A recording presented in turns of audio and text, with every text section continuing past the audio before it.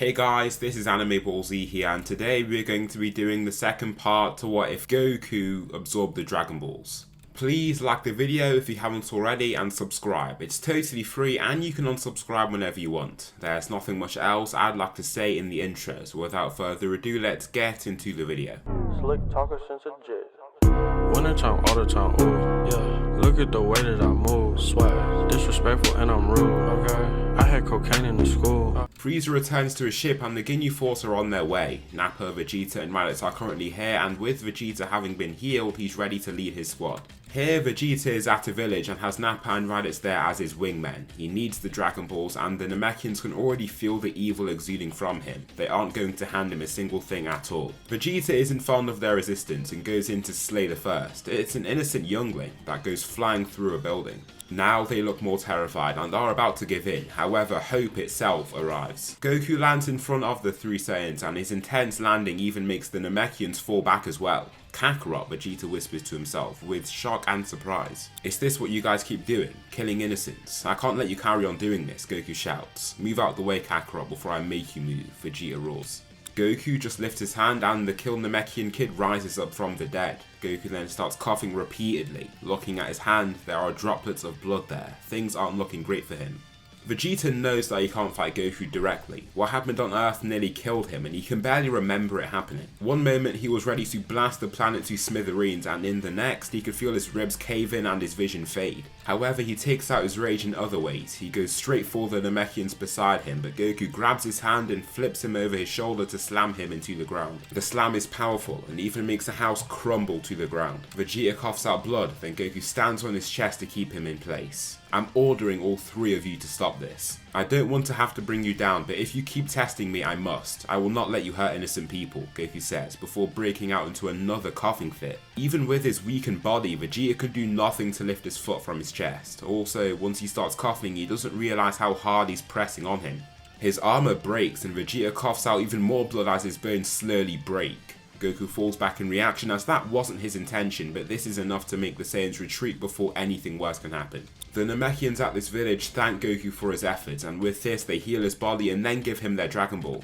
After being healed, he's fully back up to 100%. If he wanted to use Shenron to do so, it wouldn't really work since it requires his energy to heal himself. He hasn't received any injuries, but the level of fatigue he possessed just deteriorated his body. Zarbon wakes up shortly after and goes off to find Vegeta on the loose. Vegeta makes sure to keep his comrades out of the fight, but this ends up leaving him heavily beat up once Zarbon resorts to his transformed state. Goku isn't really told about Guru here, but he heads toward the location of a Dragon Ball to see who is in possession of it. Once he arrives, he is welcomed warmly by those that are at Guru's place because he can sense that he is of pure heart. Once he explains why he's here, he makes them even happier. To help him with his efforts, Guru grants him a potential unlocking. His power level skyrockets, but this isn't all that happens. His eyes start glowing white and so do the Dragon Balls wedged in his chest. It looks weird at first, and those watching only just realise that he also has his own Dragon Ball somehow. Now at a massive 10 million, Goku is like a new person. His demeanour has changed completely. Now at a massive 10 million, Goku is like a new person. His demeanour has changed completely. He looks less bubbly than before, and is just staring blankly at a wall in this throne room. Goku, are you okay? Nail asks him. Oh yeah, sorry, Goku says, looking down to his body. His gi has changed slightly and now resembles the GT gi that he had. There's been an even deeper merge between him and Shenron. They are still independent beings, but Goku's memories and Shenron's have been partially mixed. Goku now has some of the knowledge of the magical dragon. Since Shenron knows so much, just that some means that Goku has been provided with a lot of new information. The Ginyu Force, they're coming because Frieza informed them to head over here, and they could cause some serious harm to the Namekians here. From this new knowledge, he knows exactly where they are in the sky. He doesn't even need to rely on his ki sensing to find them. Stepping out of this place, he lands at the approximate landing area of these warriors and watches as they land in front of him. During this time, Vegeta has healed and with a new power level of 50,000 has taken down Zarbon. Now, he has found the Ginyu Force himself with Raditz and Nappa, who watch from afar. Just what is going to happen here? Goku stands ready and with a totally serious face. The Ginyu Force all act confidently until their scouters try to read his power. All of them break at pretty much the same time and they're struggling to understand how this is even possible. Without Captain Ginyu to act as security who is currently getting orders from Frieza, they definitely aren't that confident. Leave Namek. I know that your intentions aren't benevolent, but then again, I also know that you won't listen to me and I'll have to use force, Goku says, almost in a rambly type way. It's clear that there are just so many thoughts going through his mind in this moment. It feels weird for him to know so much about a situation that he should be clueless about. As things happen, this new information just continues popping into the front of his mind. Leaping toward the crew, he crushes Golo's chest and armor with a single punch, before lifting both of his hands at once to neck tap Jason Berta at the same time. This leaves Raccoon, who he lands a signature elbow on to shoot him right off his feet. Now his mind is on Frieza. Goku thinks deeply and starts contemplating the information he has gained on Frieza. The Emperor of the Frieza Empire, a member of the Frost race, with hidden transformations that will make him a serious threat. He's sure that he could handle everything except for his final form. His power level has never been measured and it seems like that isn't in his memory either. He doesn't even know his own power level. Shenron, could I handle Frieza's final form? Goku asks. I'm afraid not in the state that you're in, Shenron replies. How could I? Is there any technique that I could use? Goku asks. Yes, actually, a technique of one of this universe's Kais, the Kaioken technique. It can be used to multiply the user's power by many times at once, Shenron explains. However, it does cause great strain on the body and can only be used for short periods of time.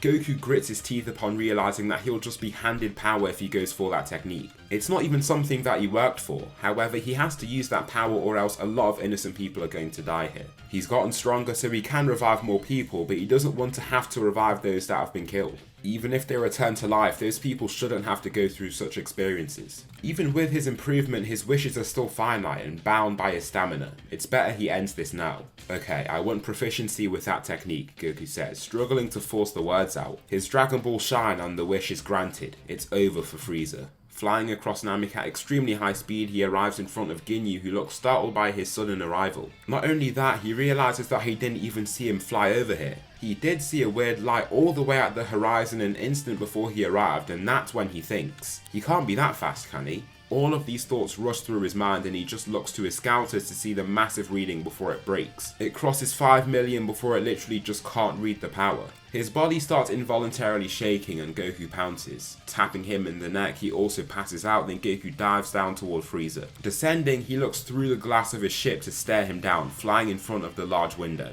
Oh, greetings, Saiyan. I like your new attire, Frieza says, before tapping the window to shatter it. He can see that his Ginyu force has been taken down, so he's going to have to step in to finish things himself.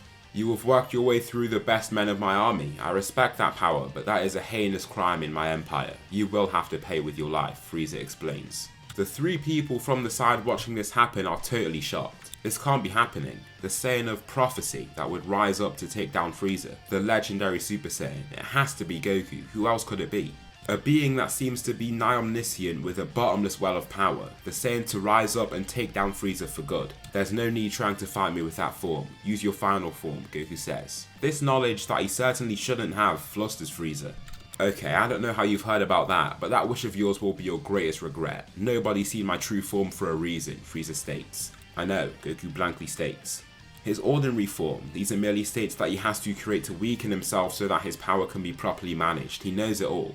Frieza's body starts to crack to reveal his true pristine form. His tail waggles as he lands on the ground, relishing the power that he's released. Alright then Saiyan, here I come, Frieza shouts, leaping up with such power that he lifts his ship off the floor. Goku looks startled from his speed and takes a punch right onto his chest. He's lucky to have the punch land on the Dragon Balls instead of his actual chest, and this breaks one of Frieza's knuckles. Frieza doesn't have a healing factor, but his body is incredibly durable. Damage like this is nothing. Frieza just lifts his other hand, launching an energy wave straight at Goku. The shot comes out of nowhere and Goku is flustered once again. Covering his whole field of view, he can do nothing but lift his hands to block it. As the smoke blows off, he is revealed with bloody arms and scorched clothing, but all of this vanishes in a second at the grace of Shenron's power. Now it's time to end this. Kaioken times 30, Goku roars, using a 300 million power level now. This insane power is enough to send waves through the surrounding waters. Goku hasn't had this insane amount of power for long and he isn't doing the best at controlling it. Even Frieza is stuck with these intense waves of air and ki that exude an actual physical pressure.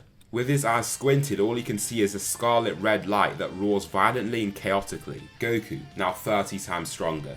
Goku dives down and grabs Frieza by the neck to slam him down. Frieza's body doesn't shut down just from physical damage and it won't do much right now. However, Goku has gained a lot of knowledge and knows what his empire has done. emptying planets of life, committing genocide on a galactical level just for profit and influence. This makes him full of rage, for somebody to treat fellow life beings in such an evil manner. Frieza struggles up, keeping his torso raised by one of his forearms, then gets a knee straight to his face. As he is about to go flying, Goku grabs his tail to start swinging him overhead. As he slams him, he lifts him and turns to slam him into the ground again. He continues in this Hulk-like smashing style before Frieza doesn't seem to be moving any longer. Goku, now with more intense breathing and tight fists, sees that he could kill Frieza if he continues. Give me handcuffs that are strong enough to keep him contained. If he tries to escape or harm anyone, make the handcuffs stop him through any means necessary, Goku explains. Since Frieza is so strong, Goku can feel some serious amount of energy getting sapped from him as energy-based handcuffs wrap around Frieza's arms. They pull them back and look like a thick glowing white golden cable has just been wrapped around his arms. With this, Goku picks him up, then looks back to Vegeta and his team. You're all free now. That doesn't mean you just get to do what you want. I will stop you if you try to do so. I don't want to have to kill you, but I will do what I must to save innocent people, Goku explains. Nappa and Raditz just nod, still stunned by his honestly godlike figure. Vegeta just grunts because he knows that he can't do anything but comply. Hold on Kakarot, Raditz says, rushing forward to drop to a knee. May we please come with you? There isn't really another place for us to go now that we have no leader to follow. We won't cause any trouble if that's what you want, Raditz says. Nappa also drops down, treating him as if he's royalty. Vegeta is the only person not to react in this way. He's a prince, these Saiyans should be bowing to him, not this low-class warrior. That's fine by me, Shenron, take us to Earth, Goku states. Vegeta isn't against it, since he has nowhere to go as well, but he's sure that he won't be staying for long. Even if he despises Goku for his power, he should relish the fact that Frieza is gone with his empire. He really is free to do as he pleases, and as much as he hates to admit it, it's due to Goku. In a flash, they're all gone, and the Dragon Balls on Namek weren't even used once. Goku appears back on Earth and looks to see that the Saiyans don't even stay by his side for as much as a second. As long as they're not causing trouble, he isn't too worried. He was expecting that they'd do that anyway, so his face is totally still. Now he can return with a smile on his face knowing that Namek is in peace for now, along with most of the galaxy. He wishes that those in the past didn't have to be victim to such a mad tyrant though. Just by his left, the previously knocked out Frieza covered in his own blood has woken up. His smile vanishes once he realizes the true demon that lays before him. He struggles to even look at him without feeling a sense of rage grow inside. Where am I? What are these chains that you've put me in? Release me at once, Frieza shouts, pulling as hard as he can to try and release himself. However, these thick cable-like handcuffs don't even budge an inch. As he pushes, he even cracks the ground from the force he outputs, but it still does nothing. I said release me at once, Frieza shouts, releasing a massive amount of power as he lets his ki loose. Just because his arms are behind his back doesn't mean that he's powerless. Since Goku's power level is only 10 million by this point, he is blown away by this power-up. Rolling numerous times, he comes to a stop and looks quite alarmed. Readying himself to use Kaioken, he suddenly stops once he sees what happens. Frieza's arrogant smile wipes off his face immediately and the energy cable suddenly squeeze in on his arms. Blood spews out from his arms and he screams in agony. The scream is spine-chilling, even for Goku.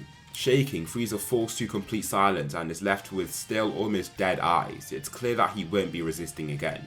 Don't do that to yourself again. I know your nature and have to keep you in these confinements if you don't change yourself, Goku explains. Fine, I'll change. Just please take these things off. I can't even feel my arms anymore. I won't lay a finger on anyone, anything. Just release me, Frieza pleads. I'm sorry, but I can't do that. As much as I would like to do that, I am aware of your manipulative tactics. Frieza's arms start glowing and shimmering, then their wounds vanish. That is all I can do for now. Try and resist again and the same shall happen, Goku explains. Alright then. Well, Goku, let me ask you something. Have you ever been in space? Frieza asks. Why? Don't be rash, Frieza, Goku says as he turns. Well, let me tell you about it. It's extremely cold, devoid of air, a void that you can't survive, Frieza shouts, aiming his hands down at the ground. Let's see how long you last, Frieza shouts, growing energy blasts in his hands. Goku's eyes widen and he makes his first step in. He assumed that the handcuffs would do something, but it seems like nothing is happening. Just in this moment they squeeze in yet again and seem to close in more than last time. The blasts shoot down to the ground and are petty explosions compared to what he was hoping for. His frighteningly loud screams come back and this time his mind isn't even strong enough to take it. Once the screams stop, he is out cold. Goku just passes Frieza onto Bulma, who supplies him with enough anesthetic to keep him locked away indefinitely. What Goku will do with Frieza is still to be decided. What Goku is now focusing on though is the new knowledge that he's been given. The androids that are currently being developed on Earth to wreak havoc on the planet. Dr. Gero trying to get revenge for him destroying the Red Ribbon Army years back. As he starts to think more deeply, he visualizes where his lab is. There's no time to waste, he heads there right away. As this happens, Whis hasn't taken his eyes off the Saiyan for hours on end. His abilities, the Dragon Balls of Universe 7, have been merged with his Saiyan body, a true monster in terms of power, bending reality itself to his will. Nothing good can come of this, Whis is sure of it. He looks back to Beerus still in a deep slumber. What comes next is deep contemplation. What should he really do next? It is wrong for him to leave his god of destruction unaccompanied like this, but his father has to hear of what is happening. This is a concern that cannot go unreported. I'm sure he'll understand the emergency, Whis says to himself, before giving one last look to Beerus. I'll be back swiftly, Whis says to himself, before blasting off into the sky at top speed. Whis soars across the universe and ends up breaking through the very space-time continuum that contains this space. Arriving outside the bounds of the universe, he appears before Zeno and the Grand Priest in a bow. It's against the code to appear here without your god of destruction. Has he been left unattended? The Grand Priest asks.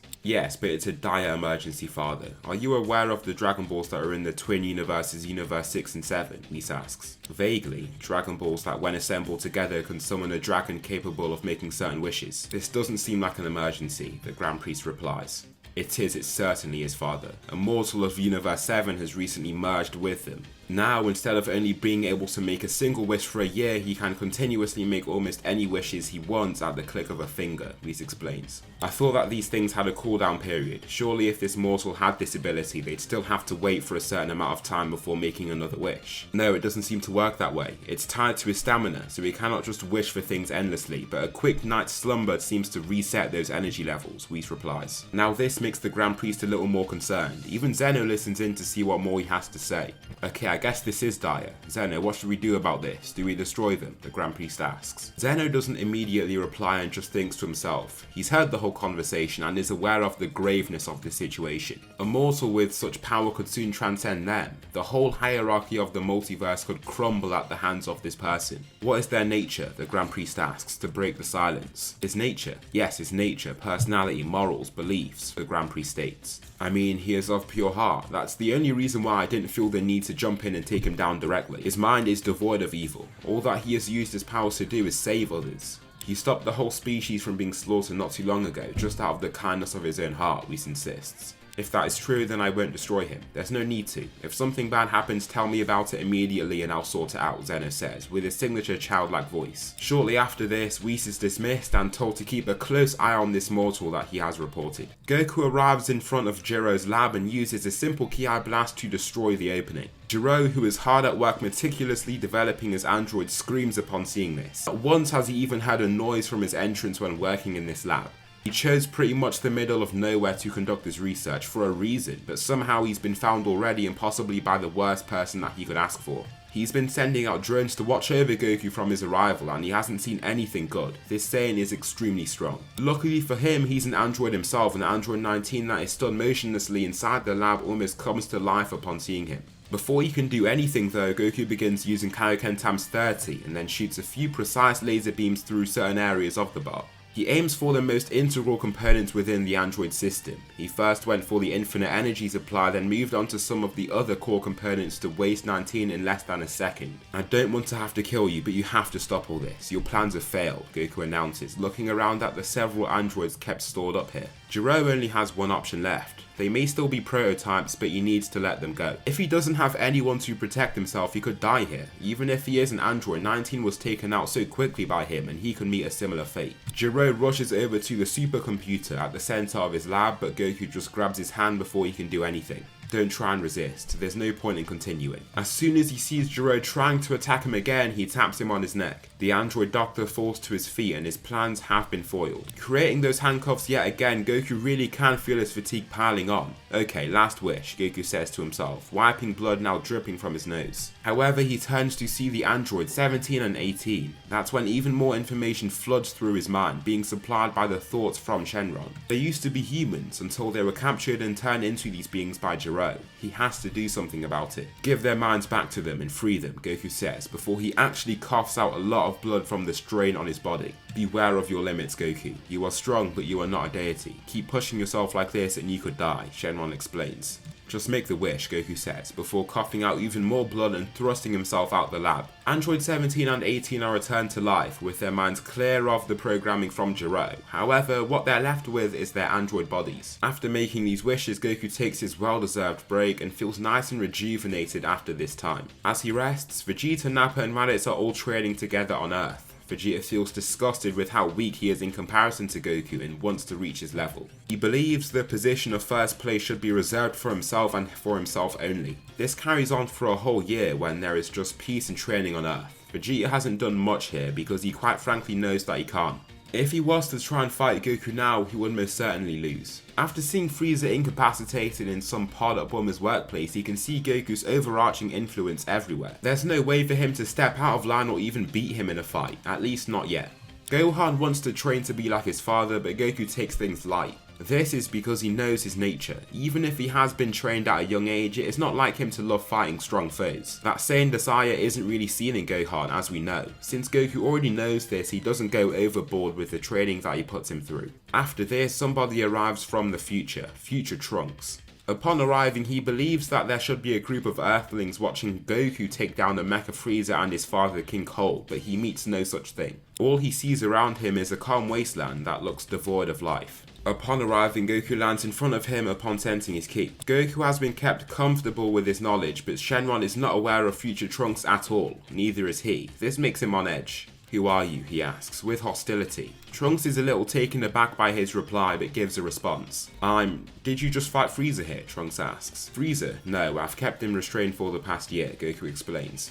"Restrained? Like he hasn't shown up yet?" Trunks inquires further. "No, he didn't. He's been here for the past year," Goku replies. "Anyways, I would like to ask you who you are," Goku says. Trunks then explains himself. There's no need to hide anything since there isn't anyone else here that could chime in on their conversation. He is a warrior from the future, here to warn them about the androids that are to appear in 3 years' time. They're free. I cleared their minds of any evil, so they shouldn't be a threat now. I did that a year back as well, Goku states. Trunks looks flustered and gasps in shock. What he's just said is too surprising to even believe. "What do you mean? How is that possible?" "I just know it's a long story. However, what I don't know is how you could even be here. I've never heard anything to do with time travel." Trunks explains to him about how his mother, future Bulma, managed to find a way to go back in time. This is astounding to Goku, but it makes sense. It took her not too long to find a way to keep Frieza incapacitated using regular chemicals. This isn't even too far-fetched for someone like her. What Goku offers though is a chance to head back with him. If he can find a way back, then Trunks brings him back to the present and he can free the world of the androids. Trunks agrees and takes him to the future. As soon as Goku arrives, one thing he notices is there are far less humans on Earth. Just from sensing the surrounding signatures, they seem to be concentrated around this area that Trunks has arrived in. Even the city they're in has been reduced to mostly rubble and ruins. What makes this even more challenging is that you can't sense the androids. Their infinite energy supplies can't be sensed. Just when Goku thought things couldn't get worse, they do. "I'm sorry to inform you, Kakarot, but I can't use any of my powers in this timeline. If I am not in the timeline where I was created, my powers are useless," Shenron explains. "Really? Why are you only saying this now?" Goku asks. "I don't really talk unless talked to. That's kind of how I've lived over these past decades," Shenron explains. That leaves him in quite the pickle. He doesn't know how strong these androids are. He only managed to stop them by using their weaknesses and his Kaioken. Those were Android 19 and Dr. Gero as well. These androids could be way stronger. Flying up, he scans the terrain, but he can then feel the life in a certain area slowly fading away. That's where he needs to go. Soaring over there, the androids rain down with energy blasts on innocent humans that start rushing around to try and save themselves. In the face of such powerful beings though, there's little they can do. Goku immediately goes to try and use Shenron to revive them, but that's when he realizes that he can't. Time is of the essence here. Each second can mean a life saved. Flying straight at the androids, he begins using Kaioken times 30. Punching 17, the strike is definitely strong enough to get his attention. It's stronger than any hit that's landed on him before and reminds him of future Gohan. However, as he turns, he's shocked by who he sees. Goku. 18 turns around as well, and future Trunks lands on the ground to direct these humans away from the scene. As he does so, he continues to shoot back glances up to Goku with hope. Please save us all, Future Trunks whispers with sheer desperation. If Goku can't take them out here, he doesn't know what he could do. There'd be no more options left for him. Goku, I thought you got sick and died, 17 asks, with a smirk on his face. Or were you just too scared to show your face, 17 shouts. No, I'm not from this timeline, Lapis, Goku states. Now this name throws 17 right off. It fires off memories in his brain that have now been jumbled up and broken down. This name, he can tell that he's heard it before, but he can't tell exactly how. Who is Lapis, he then asks. You, before Jiro took you in and turned you into the monster that you've become, he explains. 17's eye twitches as he struggles to wrap his mind around this. Since no memories resurface, he takes this as a bluff and just rushes right in to fight Goku. He hastily begins using Kaioken times 30, but not after receiving a powerful blow to his face. Just as he is shot back, 18 dives down there to punch him right on his chest, rocketing him downward. 17 flies down himself as well, but Goku manages to block his first attack. He tries to then throw some of his own, but 17 is too fast. His fists hit nothing but air before he receives a powerful gut punch to his stomach. That isn't all, as 18 comes rushing in with a spinning kick to his jaw to send him flying. As Goku flies back, he can feel the strain on his body only growing. Using Kaioken times 30 in such quick succession hasn't done wonders for his body. He manages to catch 17 with a punch due to him rushing in blindly, but that doesn't stop him from getting hit as well. He can rely on calculation and battle wits to land punches of his own, but that doesn't shake the fact that he's physically inferior. Slamming into 17, he tries his best to push him back only to get completely overpowered, then kicked back by 18. The two opposing parties come to a stop and Goku's Kaioken fades. Steam flows off his body and his skin feels scorching hot. Not only that, but the fatigue in his body is hard to overlook. It's like he's been training for hours on end.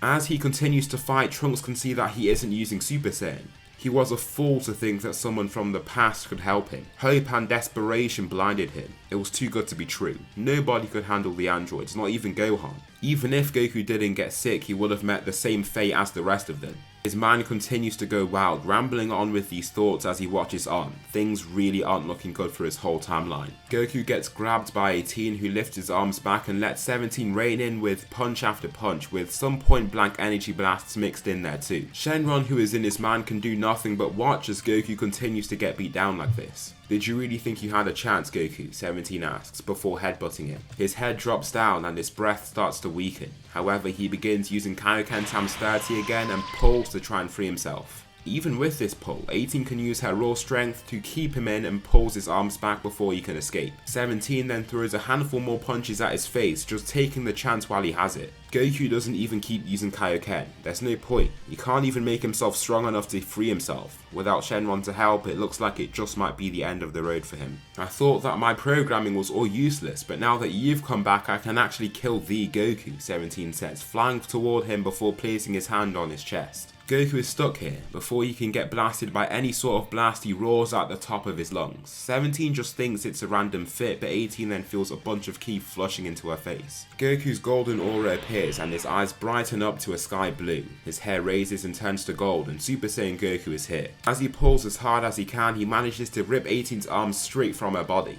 A mix of blood and sparks go flying out from the wounds, then Goku crazily shoots forward to attack 17. He lands a clean shot to his stomach in the form of a straight punch. He then drives up with an uppercut to his chin that sends a mixture of spit and blood flying out into the air. Thinking about the evils these androids have committed and how close that he came to death, his upcoming assault is a fierce one. He lets absolutely nothing back, and 17 can't do a thing to resist. Goku whips out his legs for a double drop kick and shoots him through an entire tower before grabbing his neck. His breathing is intense and 17 looks on with eyes of mercy. However, he's caused too much pain, too much suffering. He can't trust these androids with their lives. Blasting him away, he then looks up to Android 18 that has just been watching as her blood continuously spurts out from her body. Goku then launches an energy wave right at her, taking her away too. After this, he looks to his new aura and new form. Good job, Goku. You've unlocked the legendary Super Saiyan form for yourself. Truly impressive, Shenron says. Thanks, Goku says, before powering down. As he does so, he looks to the remains of 17 and those of 18 that fall from the sky. The humans that they once were, they're gone. He has the memories of their own lives, their own families, information that Shenron has that was then shared with him. It only hurts him more to know that they can never go back to that. Shenron can't even wish for their lives back, since he is powerless in this timeline. I'm sorry for what happened to you both. Lapis, Lazuli, it wasn't your fault, Goku says, as a tear runs down his cheek. Shortly after, Trunks is elated at Goku defeating these androids and returns him back to the present as quickly as possible. As he returns, Goku still thinks about the lives that they could have had. His pure heart is great for people but not for himself. It always feels like he's not doing enough. After receiving these Dragon Balls, he thought he could save everybody, however some things are still beyond his power. Thank you for your help, you've done so much for me and my timeline, future Trunks says. You're welcome, anytime, Goku says, putting away his own guilt to wave Trunks goodbye as he heads back to the future. Kakarot, Goku hears from behind him, a loud domineering voice. It's clear who this is. Vegeta, he asks, turning behind to face him. As he does this, the wounds on his body fade through the use of Shenron's healing powers. Now that he's back in the present, his wishing abilities are back. I hope you've been training for this past year. If not, this battle will be very painful for you, Vegeta says. Alright then Vegeta, let me see what you've been working on, Goku says, smiling as he makes his own stance. It feels great to be back. So that will conclude the second part to what if Goku absorbed the Dragon Balls. Please tell me something you liked about this video, or something that I should improve on for the next one. Thanks so much for watching, and I'll see you in the next video.